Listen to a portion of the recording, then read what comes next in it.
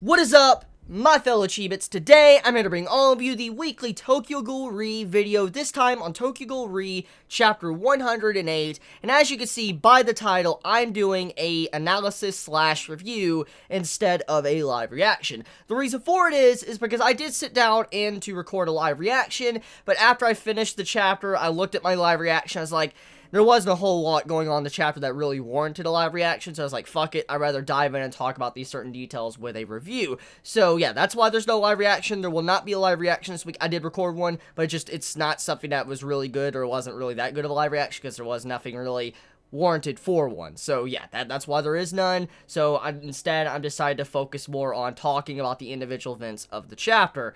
So yeah. This chapter, Chapter 108 of Tokyo Ghoul Re.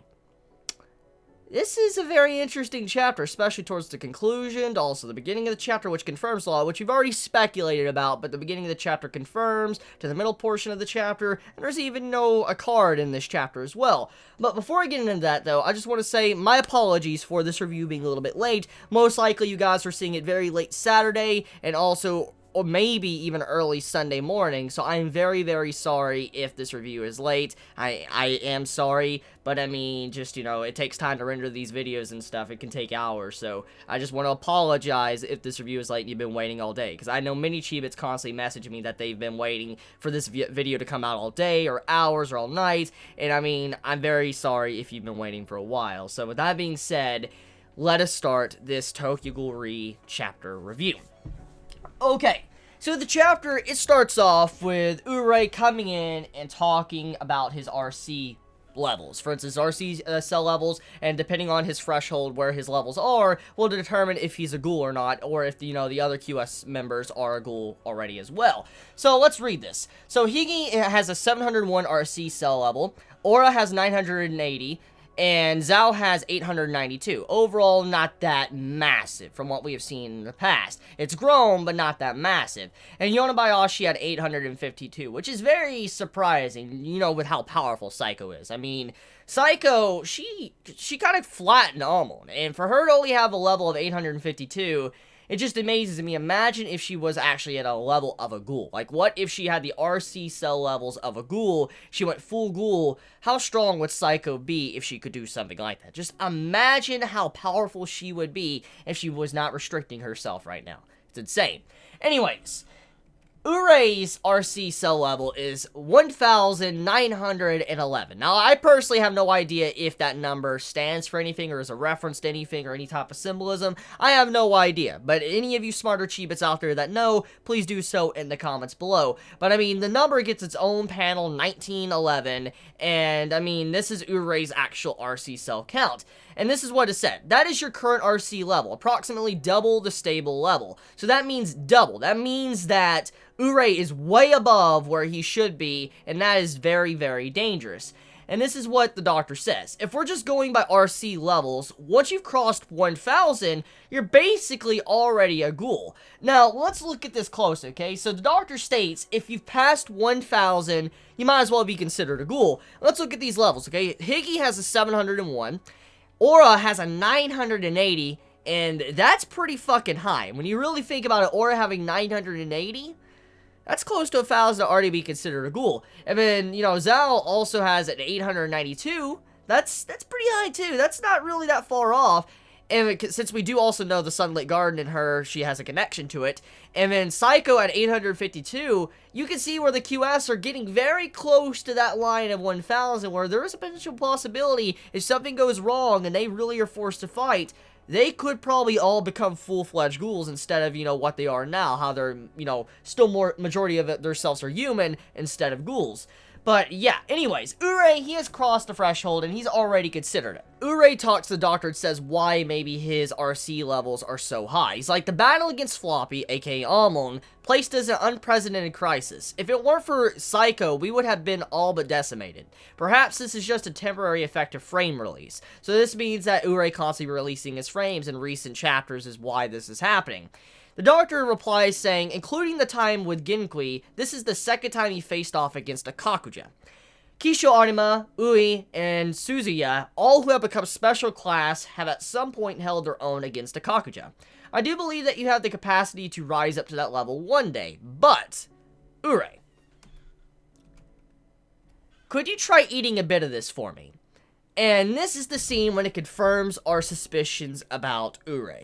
Now, we've all speculated for a while now that Ure's already kind of past that limit of no return. I mean, with the entire scene with Matsuri. As we know, and I've talked about it a lot in previous chapter reviews I've done months ago, Matsuri, brought Ure over to his house. We know Matsuri is affiliated with V, and also he's a Washu. That also confirms that he is a ghoul. He knows the truth about how CCG is. And so that food that Matsuri decided to feed Ure, there was a potential possibility that that was human meat.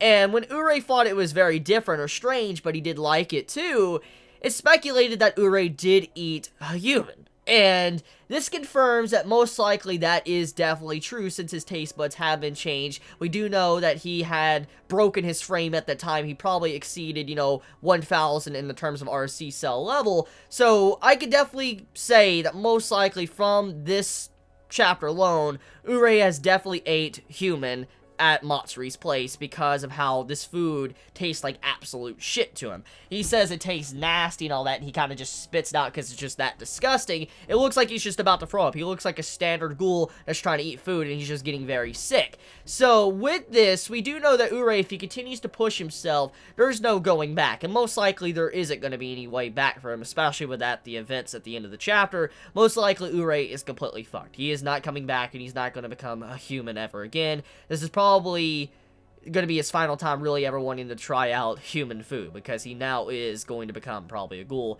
thanks to what Donato is doing to him. So anyways, backtracking just a little bit, let's talk about the situation with how Ure has pushed himself constantly with his frames, and how he's constantly fought, Kakuja users. Ure has fought a couple of Kakuja users now, 2 times. He's fought, as we know, Noro, and he's also fought Amon. And these users that he's faced off against, they're very powerful individuals. Amon, ridiculously powerful, so is Noro. Noro was insane. And he's constantly had to push himself. Every time he's in a fight, he's had to push himself beyond that limit to try to overcome the person. And every time he does this, he breaks his frames, and this is also what's pushing up his RC levels.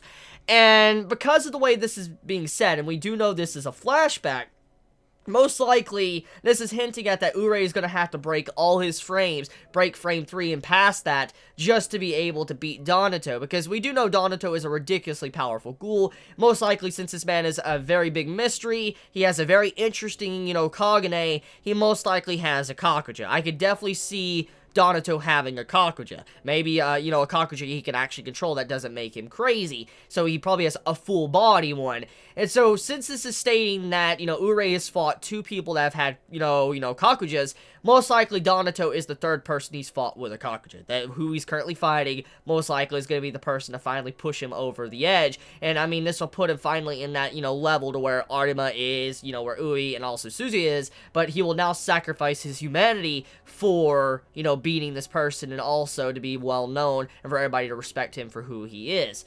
So yeah, I can definitely see how the entirety of the beginning part of this chapter is just telling us that if Ure does not die in this fight with Donato, he will definitely become a ghoul. All those characters I talked about, one character that was left out was Mutsuki. And as we know, Mutsuki had a very interesting development with the last arc with Rue Island, and we do know Mutsuki killed Torso and also could now be considered a psychopath.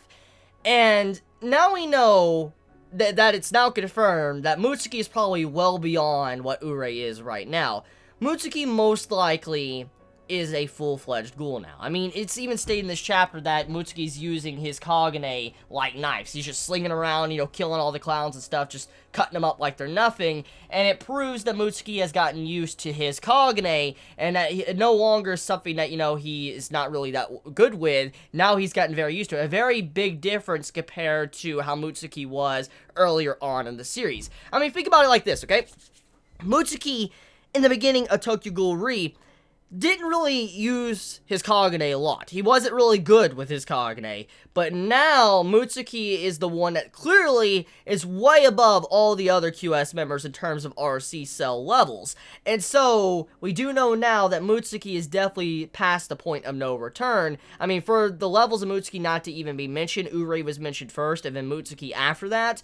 We do know that the levels of Mutsuki is well over probably 2,000, maybe even 3,000 something, because of what happened to Torso, and many others most likely that Mutsuki has probably killed throughout the last arc. So yeah, I mean, this chapter confirms a lot. We already speculated, we already kind of knew about this little information here and there, but just Ishida went out of his way to kind of confirm that yes, these two characters are all our characters that are a part of the QS are about to become ghouls if they're pushed to a certain point.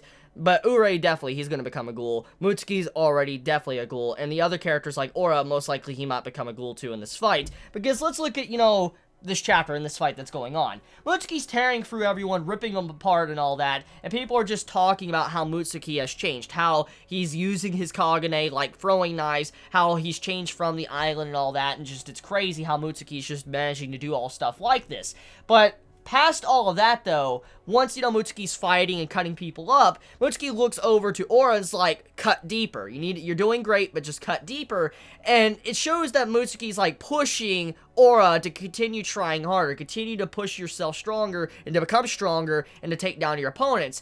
And you see it on Aura's face, even in a panel, you see it on page 6, that Aura's face, you see blood on it, you see, like, kind of stress, it looks like he has stress under his eyes, the way his hair is done, you can see he's really pushing himself. And after what happened to his mother as well, we do know for a fact he's in a very dire situation. He's really desperate right now to prove that he's strong and all that, and also to make up for the loss of his family member that currently can't fight. So, most likely, since his RC cell level is already so high, since it was 980, I think? Let me back up just to make sure. His RC cell level was... yeah, 980. It was 980, and as the doctor stated, if you surpass 1,000, that means that you're already considered a ghoul. That would mean that Aura most likely is going to push himself in this fight. He's definitely going to push himself thanks to what Mutsuki is saying, and he's going to become a ghoul that can't really eat meat, you know, eat actual regular food. He's going to have to eat meat. And I mean, I wonder how his mother is going to feel about that, actually, since, you know, if he does become a ghoul, how will his mother feel? There's a lot of questions I have about that, how some of the CCG agents will feel about some of their allies actually being full-fledged ghouls that, you know, have to eat people to be able to survive. We'll see where that goes.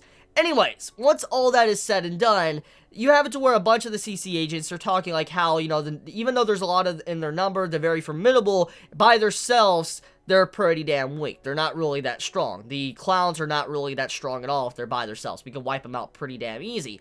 But one thing that is stated, or what is stated by Suzuya, is that something is off. There's something very off with what is going on here. And this right now might fool a lot of people. They might not understand what this point of the chapter means when you see this one panel with a bunch of, you know, spider webs, and then you see the butterfly, and you see the person just, you know, look like they're stuck in the web. What this means is how you're being controlled like a puppet, or you cannot move. You're very constricted. Your movements are being controlled in a way to where you can't go about what you want. For instance, use your own free will.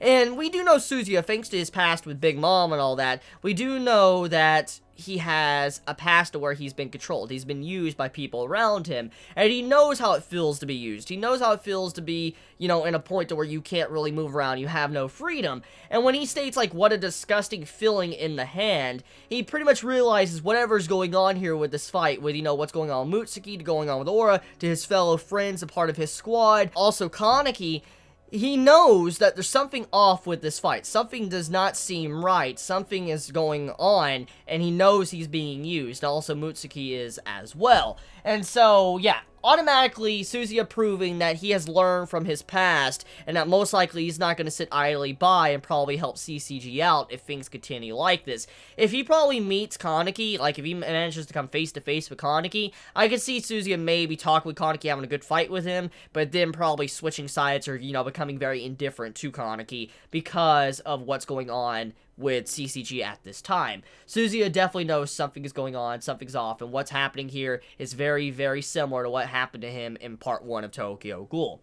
Okay, so next page, we move over to Furuta, and Furuta's kind of doing, like, the analysis of what's going on right now in the fight. He's like, I wonder if they noticed. And this happens right after what Suzuya says, like, this uncomfortable feeling in my hand. This means that Furuta is directly talking about Suzuya. He's talking about how he might become very well aware that, you know, something is off with this fight, or some of the CCG agents that are relatively smart might become very aware that something is off with V, something's very off with Kaneki's side, something's very off with the clowns. You know, he wonders if they have noticed, because they should by now. So Furuta's already calculated in, maybe some of the CCG members already understanding something is very wrong. So yeah, with this being mentioned, it all but confirms that Suzuya definitely knows something. Anyways, after that, you have the mission briefing, like, what's going on, how there's infighting still going on between the ghouls, for instance, the clowns versus the white suits, and how, you know, V has finally showed up and all that, how there's, like, some random reinforcements, and Furuta tries to, you know, blow it over. He's like, I don't really know. Like, he says, like, I'll just play dumb. He says that in his mind, but he's like, reinforcements, you say? He's acting all curious, like he has no fucking idea where V came from, but we do know, you know, Furuta, yeah, Furuta's that master manipulator. So he now is thinking about the situation with how the white suits are compared to clowns and what they represent right now. He's like, oh, so their name is called Goat. He finds out and all that. He's like, the animal, goat. Huh, bah, bah.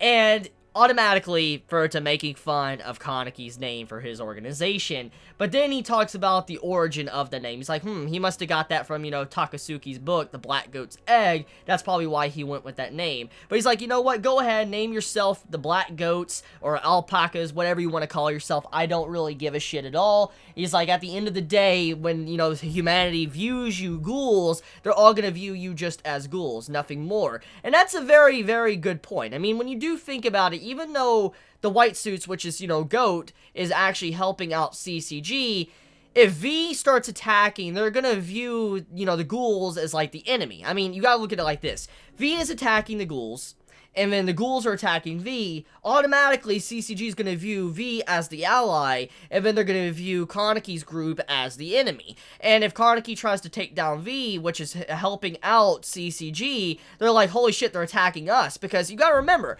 all the CCG agents, and majority of the people in the entirety of the world, they don't know how the world works. They don't know the truth about the birdcage. They think if you see CCG agents fighting ghouls, or you see backup come to help them out, obviously they're going to assume that the V agents are actually humans. They're not ghouls, even though a lot of them are half humans, half ghouls. You know, they know for fact, like, you know, they're probably full human. That's what they think. And so, regardless if they're half ghoul or not, or if they're full ghoul, majority of CCG agents are going to view V as the ally, and if so, if Kaneki's group kills V, it's going to make Kaneki's group look bad, and it goes against what Kaneki stands for in general. You gotta remember, what Kaneki's trying to achieve is something that nobody has done before. He's trying to build a bridge between the species. And what would happen if the person that is the king of, you know, the entirety of this organization was to kill someone that was viewed to be a human? Obviously, that would burn a bridge, and that would be exactly what V would want. And these people that are currently fighting Kaneki, in all honesty, they might want to be killed by Kaneki. I'm not even joking. Majority of those members might want to die by Kaneki's hands just to prove a point that the white suits are not really there for humanity. They're just a vigilante group. They're trying to do, like, you know, this evil shit, trying to kill humanity and all that. And so majority of humans, if they see it on the news and stuff, they're going to view the white suits, which is, you know, Goat, as, you know, a negative organization. They're not actually trying to help out humans and ghouls. They're just trying to help out their own selves for their own selfish matters. So, yeah. If Kaneki attacks V, and if his group kills any of the V agents, it proves that, you know, V, you know, is actually right, and also CCG is right, but also Kaneki's group loses their, you know, overall standing in society. So, yeah.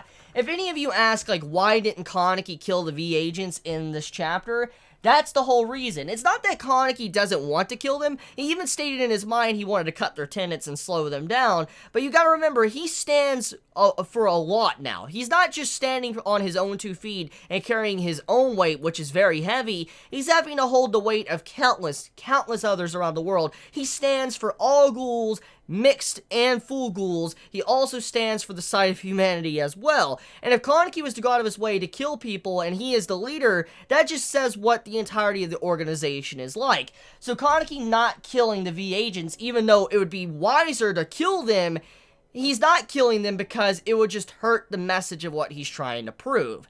So yeah, anyone that thinks that Kaneki is weak and he's trying to, just run away from the fight and all that and he doesn't want to hurt anyone, that's not the reason. He stands for a whole lot more now. He's a very popular individual in society, and he's someone, if he does one thing, obviously everybody's going to take notice of it. And if he starts killing people, his people in the organization are like, oh shit, we could start killing people too. And it's just going to be a chain effect. It's going to be burning bridges, which Kaneki's trying to build. So yeah. Anyways, these V agents though, they're pretty fucking strong. Like, they're ridiculously strong. And I mean, this is the first time really in the series of Tokyo Ghoul we've seen the V agents actually become frontline and center. They're a part of the fighting and stuff. And right now, what Kaneki's stating is like, they're as fast as Arma in his squad, Zero. And that is just ridiculous when you think about it. How V is able to keep up with Kaneki that has fought the monster Arma himself. And it just proves, I mean, how strong they are and how this is not going to be an easy fight. And you got to remember that these agents that are a part of V, most likely this is fodder agents. Like, these agents that Kaneki is currently fighting most likely are fodder tier. And these agents probably behind the scenes are probably ridiculous.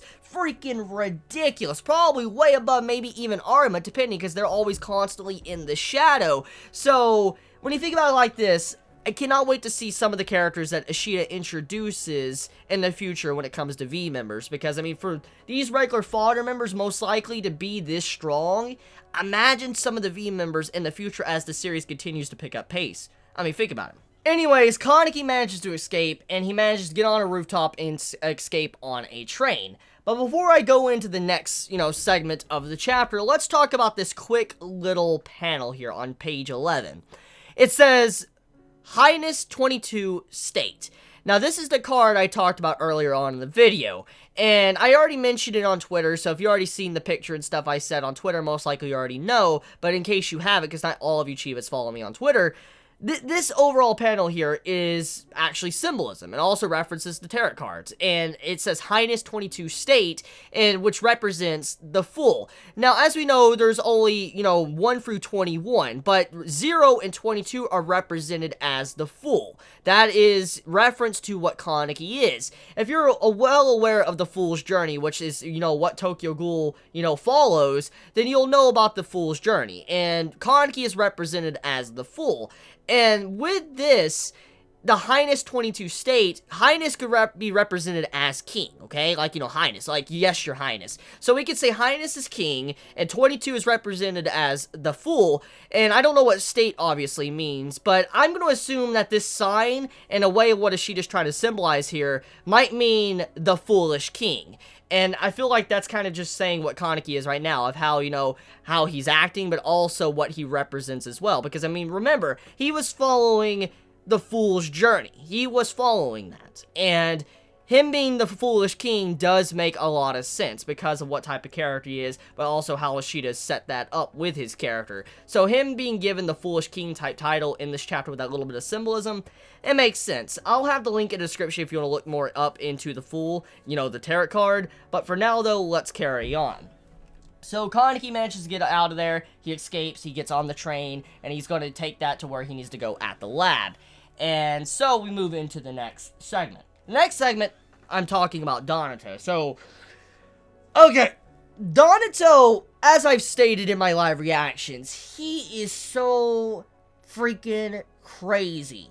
He's had so much hype built up around him for a very long time. He's someone that we know is powerful, we just don't know how powerful.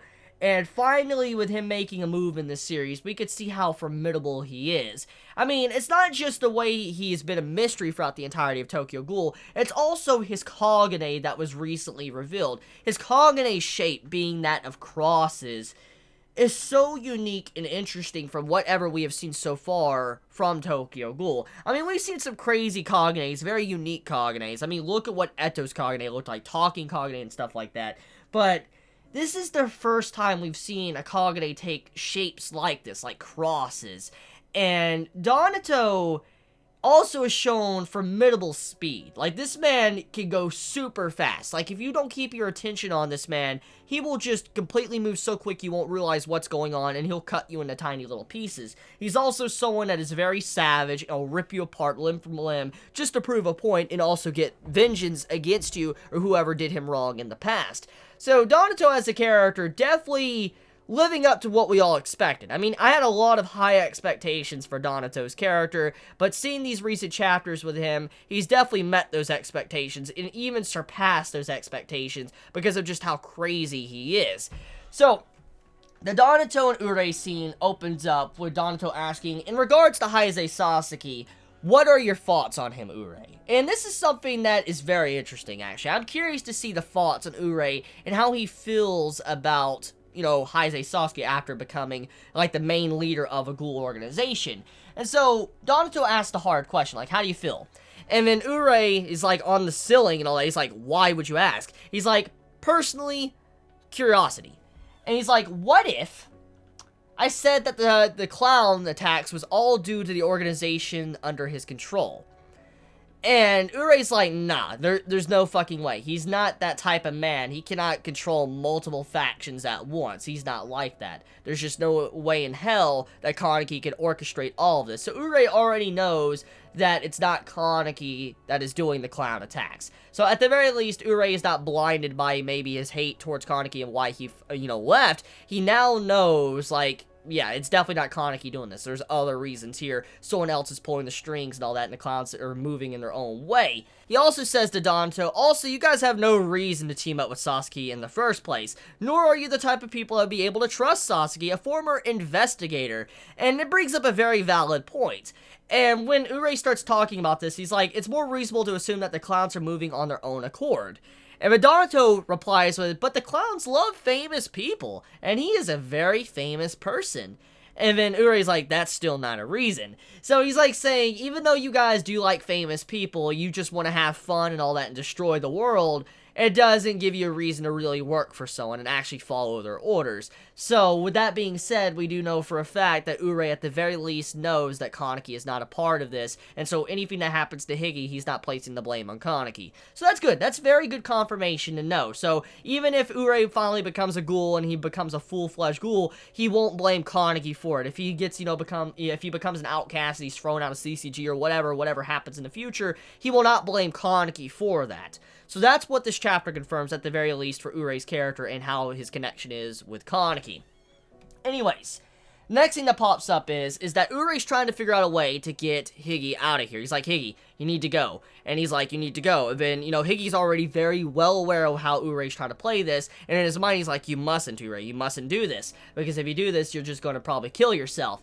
And then Urei decides to distract Donato. He's like, Donato, been a while, right?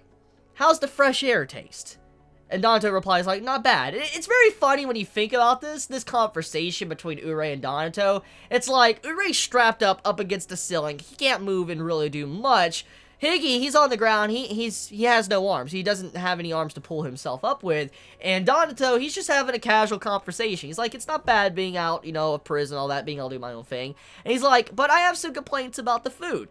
The women nowadays have slimmed down, and the children are all complete idiots. I like healthy women, wholesome women, and clever children. I love taking the clear, translucent, wisdom-filled eyes of children and rolling them around like pieces of candy. So that's why, and then Urei replies, so that's why you ran the orphanage. You're disgusting. And Urei in his mind is like, run, get out of here, Higi.